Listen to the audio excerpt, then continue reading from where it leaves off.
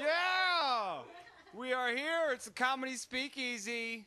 This is the first of many of an amazing thing we're doing here. I'm excited. Are you guys excited? Are you excited, world? Yeah! Come on in. Rapper Jay-Z has been in the news recently. He came forth to take back some of the things he said in his song, Big Pimpin'. That's right, because apparently it was demeaning to women and kind of womanizing, and he was upset about some of those things, so he took them back. He wanted to take back those words. Beyonce then came forward herself because she wanted to take some things back. She thinks right now at this point, you are ready for this jelly. Yes. Laugh it up. They're laughing at home. I know that. So we're having a good time. We have an amazing show. We have an amazing show planned for you tonight. Fantastic comedians. We got Amy Dresner, Stephen Randolph, Burt, Paseos coming up to the stage. We may have some special guests drop-ins, people calling in. We'll have a call-in segment later. This is a great show, the Speakeasy, where comics and friends can come hang out in a back alley in Hollywood and tell the real dirt, tell the real stories, have a lot of fun, have a lot of laughs. I started thinking about success. What is success? Remember when success was beating a Super Mario Brothers level? Yeah. Remember when coming inside meant it was time for dinner?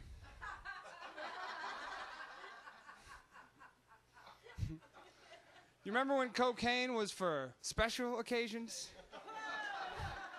Ew! Ayo! Feeling rather hosty. I put a tie on today. Check out this tie. A little hosty. This is a tie. It's hula girls, but the funny thing is they're all white.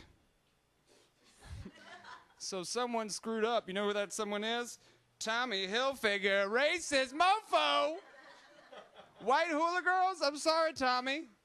He's off buying wine in Greenwich right now, Greenwich, Connecticut. A welcome addition to the show. He's been hanging out, hiding out, should I say, here in Hollywood and Venice Beach, and we're so happy to have him here tonight. Make some noise for Burt Paseos, yeah! Come on, people. Josh Filipowski, everybody. Oh, my God. What a great host. It's an awesome show. That's what I'm talking about. Hey, so I'm trying to lose weight, right? You know, when people try to lose weight, they're always like, dude, I want to try and get back to my fighting weight. You know? I want to get back to my fighting weight. I haven't really fought a lot, but I do want to get back to my cocaine weights. Anybody else? Is the right meeting? Thank you. I do live in Hollywood. I live in Hollywood. I moved here from the East Coast. I live off Sunset between Hobo and Transvestite. Anybody else? Oh, my God. Huh. I went to, I don't really do this kind of shit, though. They have, like, fortune tellers all around, and I went to this palm reader, right? And I sat down. I don't really do that kind of shit. That's kind of weird, right? But I went to a palm reader, and she looked at my hand, and she said, wow, you jerk off a lot. And I'm thinking, wow, she's good. My little cousin just got in college, you know. He's starting to drink a little bit. He's like, hey. So he goes, hey, Uncle Burt, so you play drinking games? I'm like, what are you talking about? He's like, drinking games. You know, we're like, you know, like asshole, whatever. I'm like, yeah, Chris, I drink scotch. We don't play drinking games with scotch. Okay, there's one game I play. It's called Ruin My Life. Anybody else? Waking up without your pants in the valley. Oh, man. This guy, whoo. Guy with the guitar is getting all the drug jokes. So, go figure.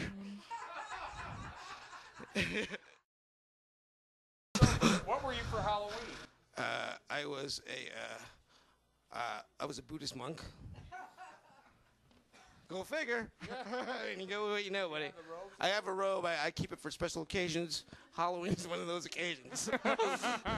Reading the paper on a Sunday, that's another occasion. Nice, nice.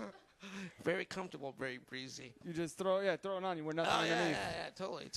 I was the guy who went around and told everybody what their costume was when they didn't have a costume.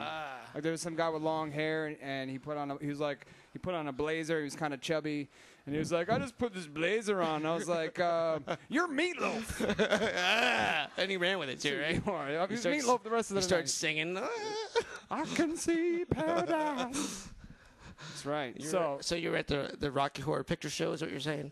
Yeah. I was the Joker, so it was real easy. People just said, "Oh, you're the Joker." They actually didn't even say that because they just could see. You are a Joker. Yeah. So. Yeah, buddy. See this? Improv. That's right. It's all improv. I paid someone $500 for 3 weeks class to do this. Did you tell us about that? Your first time doing? I was kidding. Oh, my first time. How'd you get into stand-up? The first time I did, actually, I've been wanting to do stand-up like for my whole life. I was a kid, but I didn't start doing stand-up until about 11 years ago in New York City. And I got really drunk, and I went to a place called Surf Reality. Shout out. Surf Reality, that on Ludlow back in the day, right? Yeah. It was Allen Street. I went in there, and my first time ever performing, now it was kind of awkward, because not only was the people not laughing, but I think some of them were actually crying. But yeah, I started doing that. I started doing the performance art scene in New York, where I met this fine gentleman. That's right. 7 years ago in Hell's Kitchen. That's right. Picked up my tab. Okay, I left you the tab.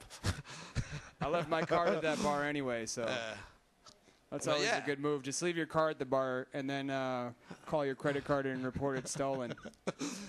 How about you, man? When did you start doing this fine occupation? Oh, who, me? I started, well, it was about, 2002, so 8 years ago. What was it? And I saw an ad in the newspaper that said, think you're funny.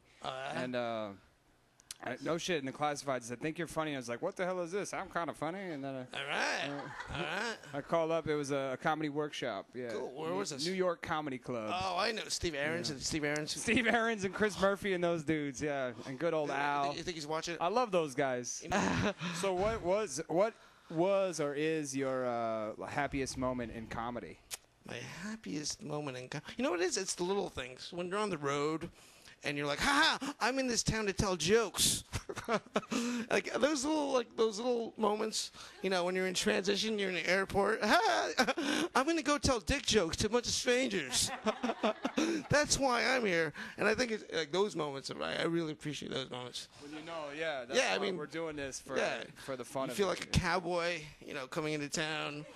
You know. Yeah, right, totally. Playing at your local, what's the Giggles, Chuckles, or Punchline? That's where you can plug all those. Punchline. Yeah. Throw on a little YouTube clip. This is the next comedian who's coming up. We're gonna watch. This guy's been all over town doing wacky stuff, and we really appreciate it because you'll see for yourselves. Enjoy. And it fades in, and it fades right into the YouTube video. It's fading in. It's fading in.